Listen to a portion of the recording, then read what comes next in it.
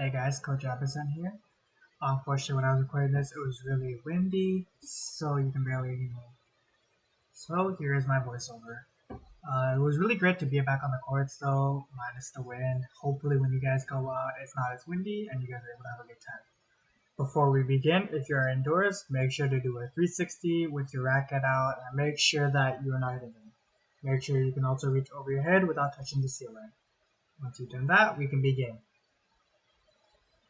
So to start off, we are just doing some warm up. Starting off, we're doing the stretches, just as you see on the screen. So we're going to hold that for 10 seconds.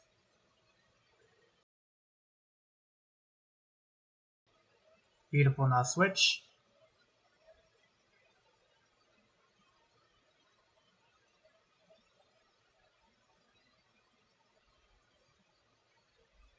Alright, next we're going to do some lunges, just like that. We're going to hold it for 30 seconds.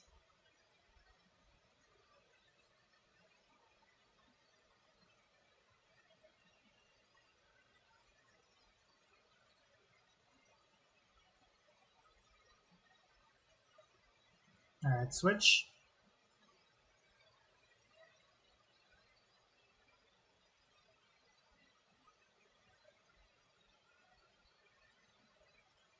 Beautiful, alright.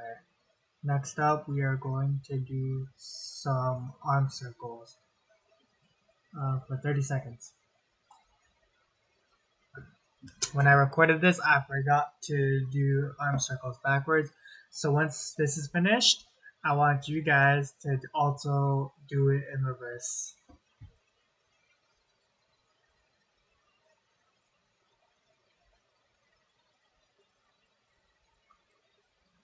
Alright, now switch. For 30 seconds, you're going to rotate backwards.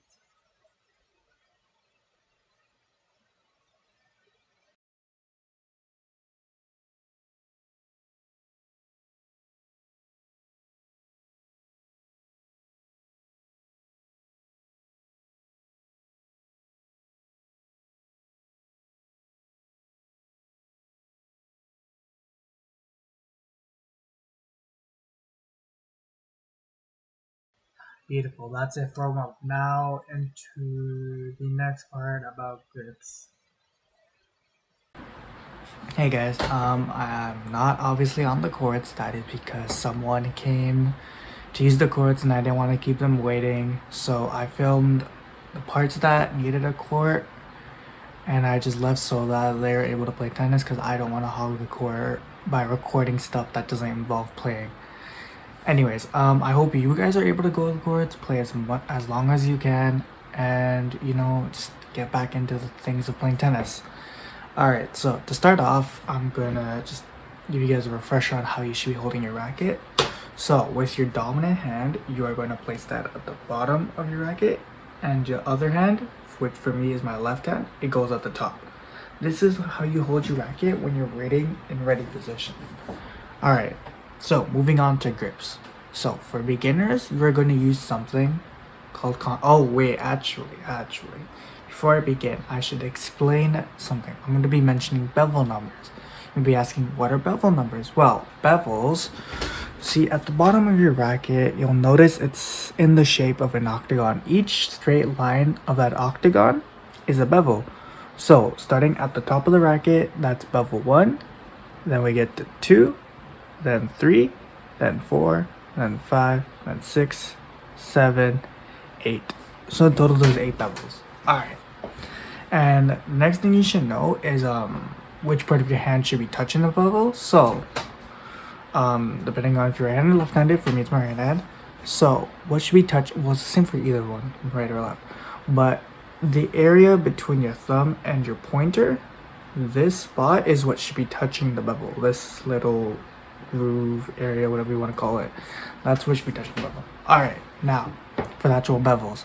So to start off, for beginners, you guys are going to be something called continental grip. Alright, so for right-handed players, you're going to place your hand on bevel 2. For left-handed players, it's on bevel 8. Then we move on to Eastern grip. Eastern grip. For right-handed players, you put it on bevel 3. For left-handed players, put it on bevel 7.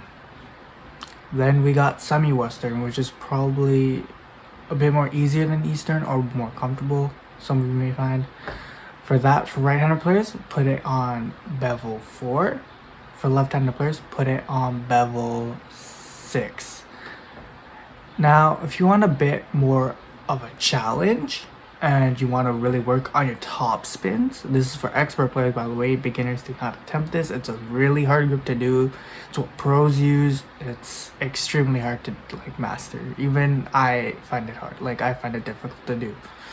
So it's called the Western grip. The way Western grip works is you place, no matter if you're right or left-handed, you put it on bevel 5. Alright, those are the different grips. Now, for you guys to try your different grips, I got a little activity. It's probably the only activity we're doing today. So, what you're going to do is, if you have a partner, that's amazing. If you don't, that's alright. What you're going to do is you're going to stand at the baseline of the court.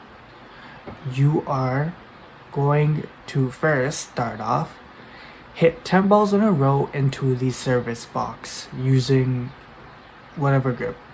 The point of this activity is for you to try different grips, so you're probably gonna do three, well, depending on what your level is, you're gonna try to use all the different grips, see what you're comfortable with.